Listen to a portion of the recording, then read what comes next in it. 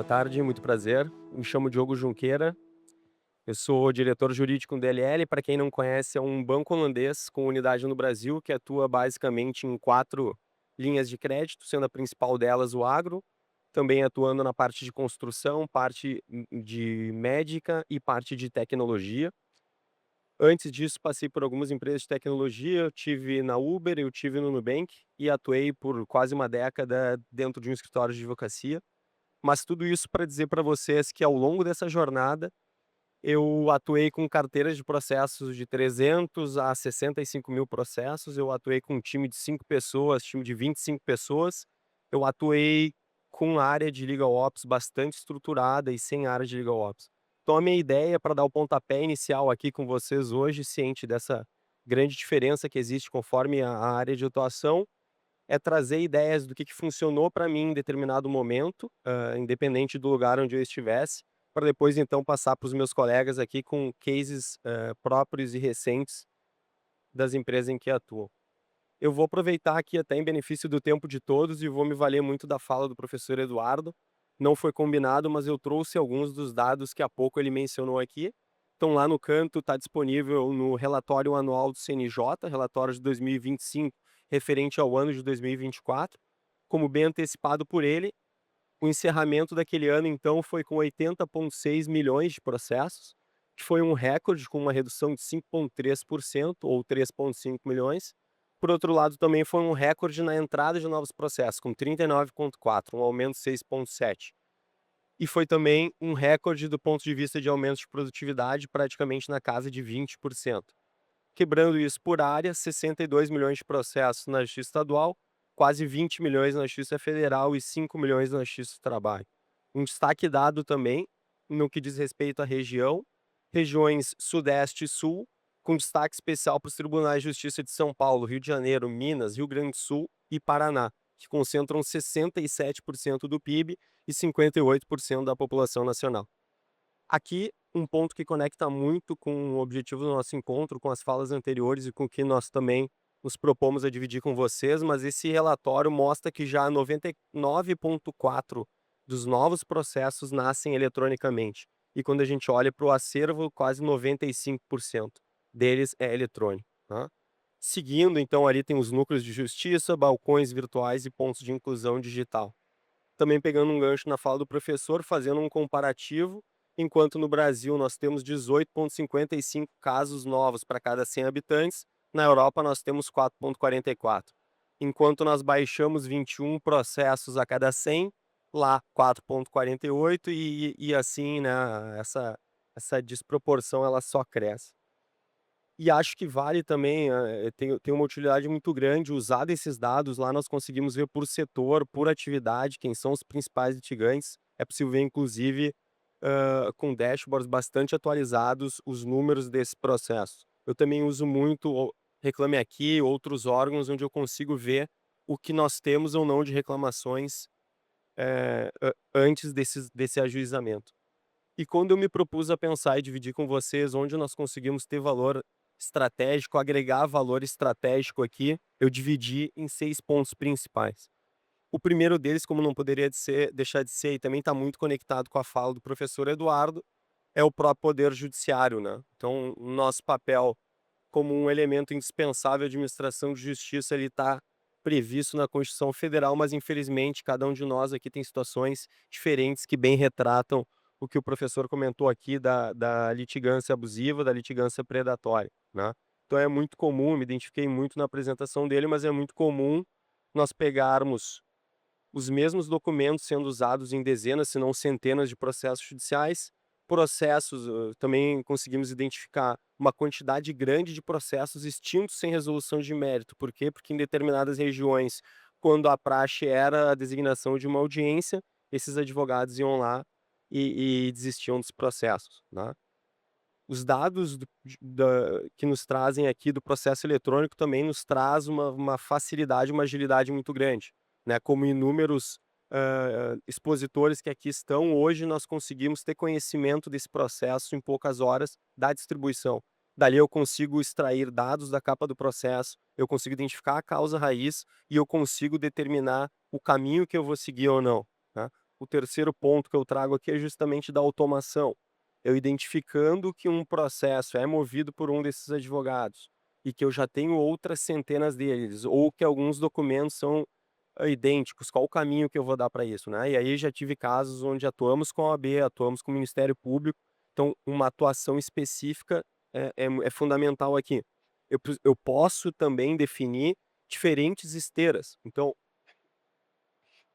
eu tenho dezenas, centenas, milhares de processos de uma determinada matéria. Ao receber esse processo novo, eu consigo aplicar dentro da minha base para entender como é que está o meu percentual de êxito em relação àquela matéria. No Brasil, em alguma região ou em algum estado específico, né? E com isso eu consigo definir se eu vou propor alguma ideia de conciliação, seja com alguma equipe interna, eu consigo atuar com alguma das ótimas ferramentas que estão à disposição hoje em dia, ou mesmo atuando em parceria com algum escritório, tá? Da mesma maneira, se esse é um caso que eu vou designar para defesa ou não. Vou fazer uma pergunta aqui, a gente falando bastante de inteligência artificial, até sobre um artigo que eu li ontem, e nisso a gente fala muito de prompt, né? Alguém aqui já ouviu falar de prompt injection? Eu vi que pouca gente levantou a mão aqui. Então, dentro disso tudo que a gente está discutindo, inclusive da litigância abusiva, tem um artigo publicado na Associação dos Advogados de São Paulo, com a data de ontem. Eu já tinha escutado sobre, visto a notícia há algum tempo, mas nós já temos casos no judiciário onde isso está sendo usado. Basicamente, isso consiste em incluir algum comando oculto nas petições para que isso gere um resultado diferente ou burle o que está por trás da ferramenta lá que está usando. Então, se eu estou lá no meu departamento jurídico atuando com alguma ferramenta de inteligência artificial para a elaboração das peças e das defesas, já tem gente lá na outra ponta usando isso para tentar driblar ou para tentar alcançar um resultado diferente. De que maneira, eu não sou aqui especialista na área, mas uma maneira que eu vi isso acontecendo é utilizar uma fonte mínima, fonte branca, e aquilo fica imperceptível a olho nu e esse comando está lá dentro. Na hora que a ferramenta vai rodar, aquilo dali distorce o caminho. Então é só para a gente ter uma ideia aí do que está acontecendo hoje em dia. Eu trago aqui como um quarto ponto que nós chamamos de feedback loop ou retroalimentação. Então eu consigo cada vez mais entender de onde estão vindo essas ações, quais produtos, quais áreas estão sendo as áreas mais demandadas, e eu consigo atuar lá na origem, atuando preventivamente junto àquela área. Talvez para mim aqui o quinto item seja um item de maior relevância, que é justamente o ponto de canal de atendimento. Então, no momento que eu tenho um grande volume de processos, eu consigo entender qual o percentual daqueles autores que realmente buscaram algum canal de atendimento. Eu posso ter lá e-mail, chat, telefone, o que for, eu consigo fazer uma triagem. Conforme o percentual, eu posso ter um grande número de pessoas que está procurando, mas que não está conseguindo resolver, ou um pequeno número de pessoas que está procurando.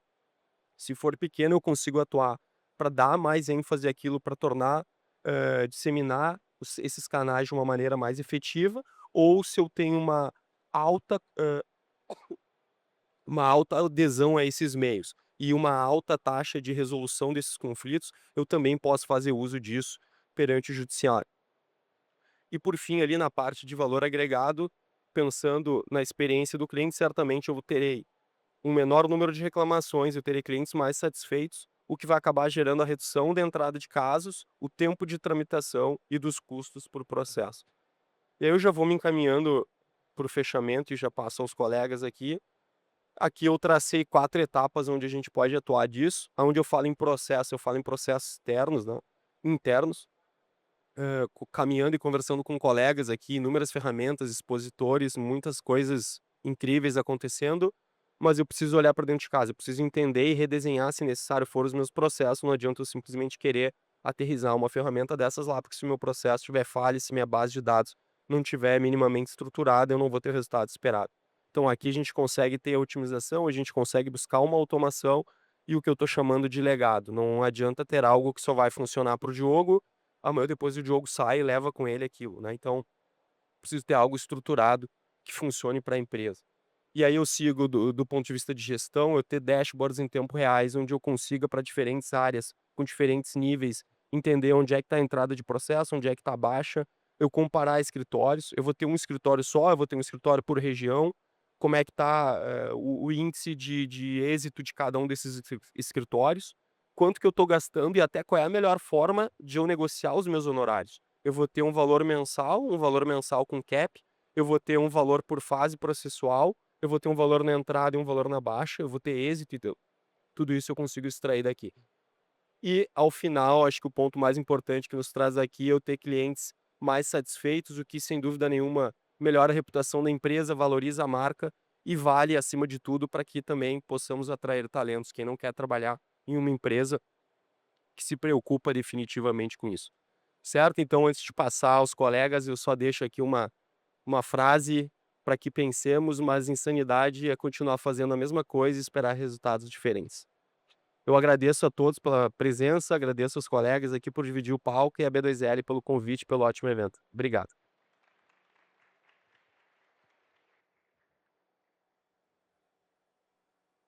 Boa tarde, pessoal. Prazer enorme estar aqui na B2L, falar um pouquinho de um case que lá na Panasonic a gente tem muito orgulho desse case. A Panasonic, vocês devem conhecer, é uma empresa centenária japonesa e aqui no Brasil a gente trabalha com eletrodomésticos, com a nossa linha Beauty e com pilhas. E como em todas as empresas que trabalham diretamente com o consumidor, B2C, a gente vai ter problemas. E nosso case é exatamente como a gente trata esse problema dentro de casa, o que que a gente faz com ele. Então eu vou falar um pouquinho, a gente deu um nome desse projeto que a gente tem, que é um projeto contínuo, de o ciclo virtuoso da solução de conflito com o consumidor. Então, qual que era o nosso cenário quando a gente começou a entender tudo isso? A gente tinha um estoque processual alto, chegada de novos processos constantes, sem a gente conseguir dar baixa suficiente nesses processos, custos cada vez mais altos de condenação, juros, correções monetárias. Então, todo esse custo com escritório de advocacia, eh, todo esse custo envolvido, também a imagem da empresa, porque, o consumidor quando ele entra com um processo judicial, ele entra num litígio contra a empresa, ele já está extremamente frustrado com a situação. Ele já está pensando: "Vale a pena eu ter um produto dessa empresa ou se é melhor eu procurar uma outra empresa?". Então, são cenários que são muito ruins para a empresa. E vou dizer que o custo maior é esse último para a empresa. Porque quando a gente tem um consumidor que está infeliz com a marca, com como ele é atendido, é um custo que a gente não coloca isso na ponta do lápis no jurídico, mas é o maior custo que a empresa pode ter.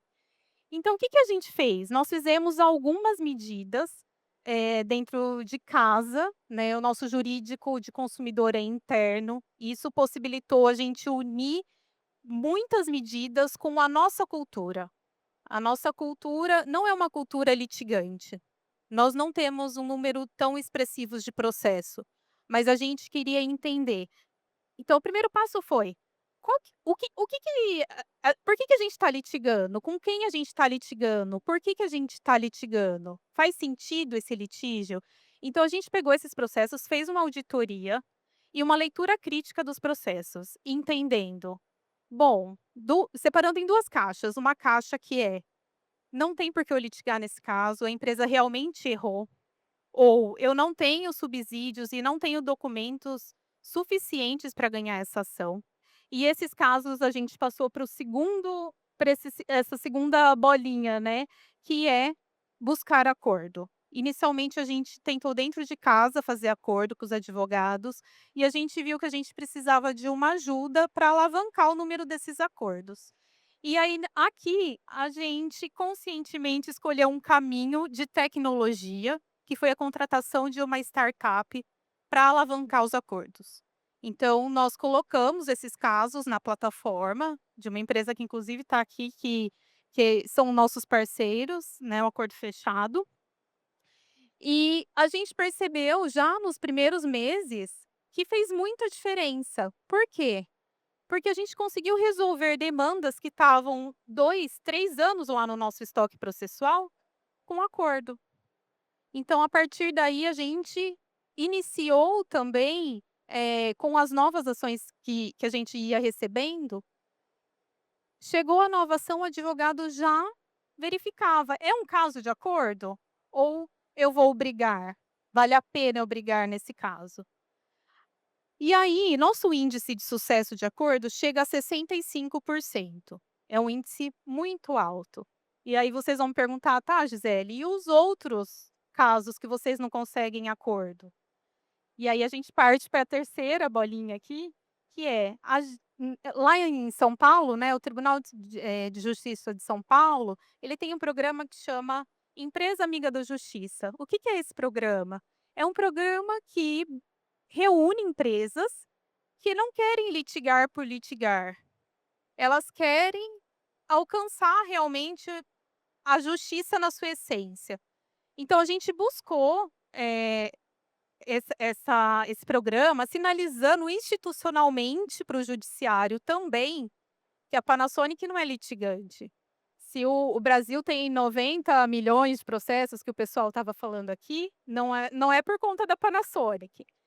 Isso, trouxe uma postura, uma demonstração de uma postura muito colaborativa ao judiciário, que a gente começou a colher frutos muito rapidamente, com diminuição, dos valores de danos morais que são arbitrados, quando eles são arbitrados. Então, esses casos que a gente não consegue acordo, a gente demonstra para o judiciário: "Olha, eu tentei resolver". E isso demonstra totalmente a boa-fé da empresa, que ela está fazendo o esforço de buscar uma resolução.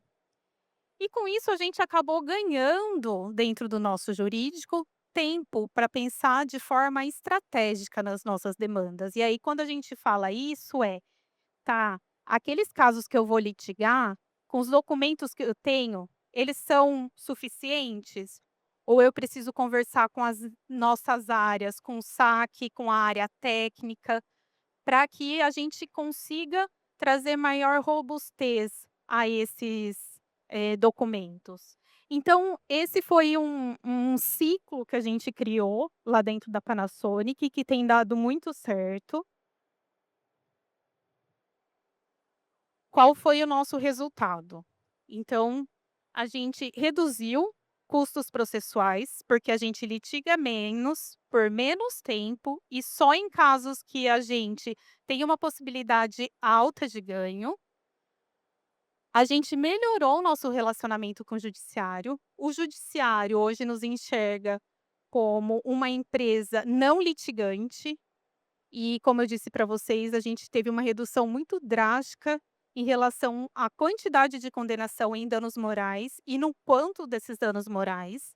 A gente teve uma melhora no relacionamento com o consumidor, porque a gente resolveu de forma mais célere para ele, e uma mudança total de mindset, não só do jurídico, mas das áreas que a gente lida diretamente.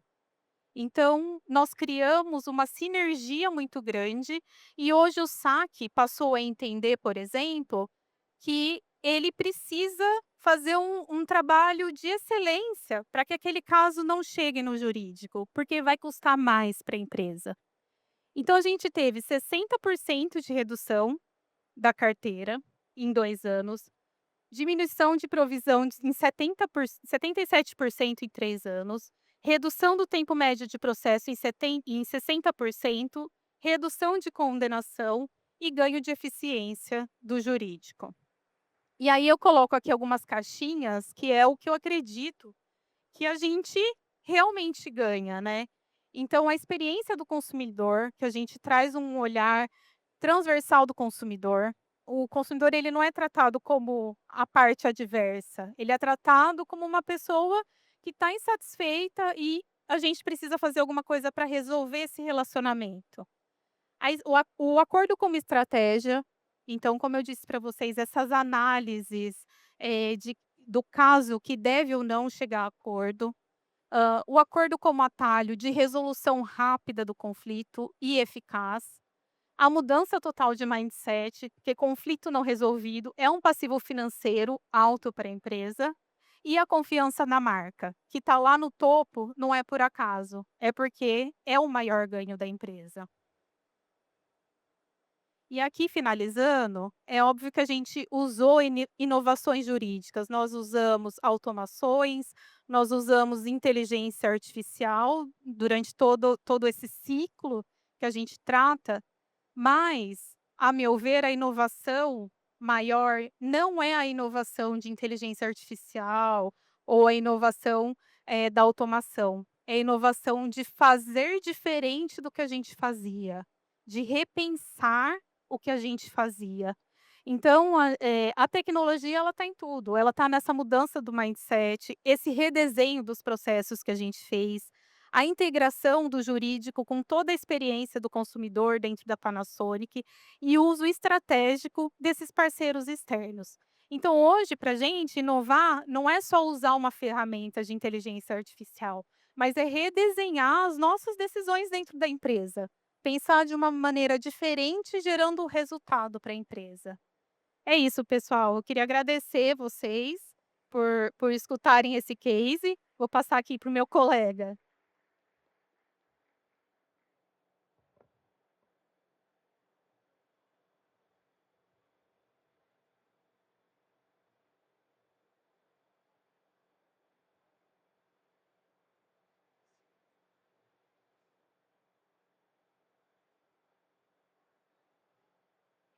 Alô? Alô? Boa tarde, meu nome é Vinícius Neves, eu sou consultor adjunto da Previ e venho aqui compartilhar com os colegas o nosso lado, né, de utilizar os métodos adequados de solução de conflitos num ambiente completamente regulado, como é o da previdência complementar. Falando um pouco do valor estratégico da solução de conflitos e fazendo uma relação com a Odisseia, eh, alguém sabe por que que a Odisseia já é lida há mais de 3.000 anos? O que que instiga tanto a leitura da Odisseia? Não foi a força do cavalo de Troia, foi o método escolhido, né. E eu acho que o método adequado de solução de conflitos perpassa por isso. A gente vai ver aqui na prática, por que que todo conflito não deve ser judicializado, ele deve passar por uma triagem. Falando um pouco da Previ, a Previ foi fundada em 1904, é a Caixa de Previdência dos Funcionários do Banco do Brasil. Ela foi fundada por 52 associados, que se preocupava com o futuro das pessoas. Aqui, a Previ é uma das precursoras do sistema previdenciário no Brasil. Hoje ela conta com 200.000 associados, aproximadamente. Ela atinge aí quase 400.000 familiares desses associados. Nós temos 300 bilhões em ativos sob gestão e no ano de 2025 a gente pagou cerca de 18 bilhões de benefícios, tá? 18 bilhões de reais em benefícios. Então isso dá uma noção da envergadura que é Previ e por que que a gente precisa procurar os métodos adequados de solução de conflitos. Nosso propósito é cuidar do futuro das pessoas. Então, fazendo um pouco um timeline aí da minha vida e que eu vivi os 2 lados da solução de conflitos, né, eh, eu parti de uma atuação num ambiente jurídico completamente contencioso, onde a ideia era você levar o processo ao máximo possível, até a última instância, recorrer, de todas as maneiras possíveis e o processo só acabar depois de 10, 12 anos.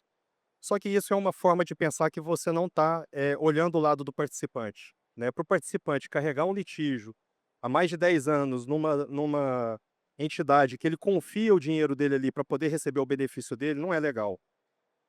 Eh, em 2020, a gente começa a pensar, em algumas iniciativas para fomentar o acordo no sistema de previdência complementar. A gente viu que não era uma prática comum utilizar métodos adequados no sistema de previdência complementar, porque é um sistema altamente regulado, então havia o medo de você, dar concessões para fazer acordo, por isso essa mentalidade de você recorrer até o final.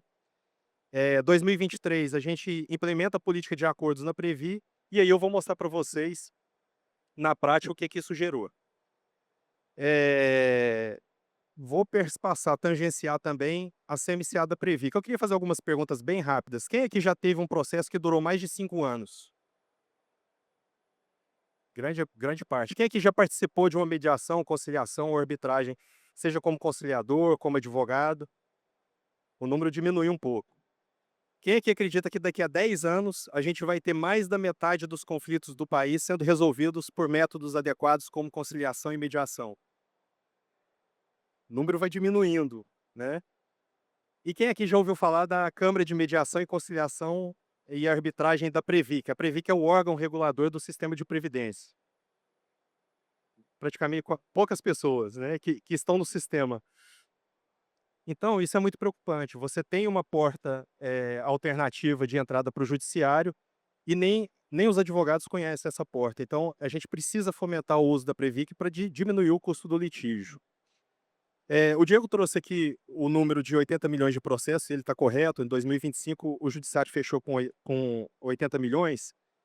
Só que no números atualizados de abril, ele já estava ele tinha caído para 75 milhões.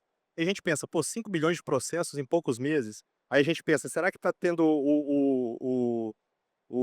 quem litiga está tendo uma qualidade na prestação jurisdicional que ele está recebendo? É um ponto para se refletir. A gente tem 18 mil magistrados, 4 mil processos por juiz. Será que esse juiz está tendo aquele cuidado que ele deveria ter com cada processo que ele está julgando? As entidades fechadas, elas movimentam mais de R$ 1 trilhão em patrimônio. Será que o poder judiciário é a única via para poder solucionar os conflitos? E a Câmara de Mediação e Arbitragem? 48 procedimentos e 11 anos. É muito? É pouco? Por um sistema que é tão amplo, tão gigantesco como o da Previdência Complementar? E aí a gente precisa, para mudar isso, precisa haver uma mudança de paradigma dos juristas, de quem usa o sistema, dos participantes. Porque, quando surge um conflito do participante com uma empresa ou com uma entidade fechada, a primeira coisa que ele pensa é: "Vou judicializar. Eu vou juizar, eu quero o meu direito, eu quero ganhar esse processo". E isso acontecia por parte da entidade também, né. Tem um crédito para receber, também é juíza. E aí precisa mudar essa dinâmica como para o modelo multiportas. O que que é o modelo multiportas? Cada conflito ele precisa passar por uma triagem e hoje a gente faz isso na Previ. O que está sendo qual que é a causa raiz daquela demanda? É externa? É um defeito de produto? É um defeito de serviço? Ali você já decide qual porta você vai utilizar. Eu preciso deixar esse processo, eu preciso litigar até o final ou eu chamo esse participante para fazer um acordo? Teve um erro no meu serviço? Se eu tive um erro, eu preciso chamar ele para conciliar. Ah, é um problema externo? É uma tese boa que a gente tem? Ok, vamos litigar até sair a decisão de primeiro grau, segundo grau. A partir dali, se eu perdi o processo, eu preciso sentar com o participante e chegar num comum acordo para não ter que arrastar o processo por 10 anos. E por isso a gente, para institucionalizar essa saída, né, porque a porta de entrada é o acesso do judiciário. O problema é a porta de saída, né? É um pouco do pague para entrar e reze para sair. A gente começou a fazer convênios com o TJDF para usar os Sejuscs. A gente teve um primeiro acordo na Câmara de Mediação, e aí eu vou explicar bem rapidamente por que que ela é subutilizada, e isso gerou, resultados muito fortes para a entidade. Depois que a gente institucionalizou a política de acordos, a partir de 2022, 2023, a gente já teve 248 acordos firmados, a Previ como autora, 161 acordos firmados pra a Previ como ré. A economia gerada para a entidade foi de quase 200 milhões de reais em 2 anos. Então, gente, não tem como de falar que o caminho não é esse, é você fazer a triagem para usar o método adequado para solucionar aquele conflito. E a Câmara? Por que que a gente não usa a Câmara? Né, a Câmara tem 48 procedimentos em 11 anos. Por que que a gente usou ela só uma vez? É a estrutura, é a falta de educação previdenciária, é a falta de tecnologia. E o próprio sistema ele precisa fomentar isso. A Câmara, infelizmente, não tem uma ODR, uma plataforma para facilitar os acordos. O custo da Câmara é zero. Então, o sistema fomentar o uso da Câmara vai beneficiar tanto os participantes como todos os que utilizam o sistema de previdência complementar. Eu queria finalizar aqui, dizendo que nesse caminhar, a Previ, em 5 anos, ela passou de 30 mil processos para 18 mil processos, é uma redução muito significativa, não só por causa de acordos, mas saneamento de dados e com esse olhar, essa cultura que foi implementada e que precisa ser implementada de cima para baixo, de não litigar, de tentar achar o método mais adequado para a solução daquele conflito. Que e a qualquer momento do processo, é possível fazer essa conciliação, é possível você trazer o participante para conversar e fazer esse acordo. seja na fase de conhecimento, seja na fase de execução.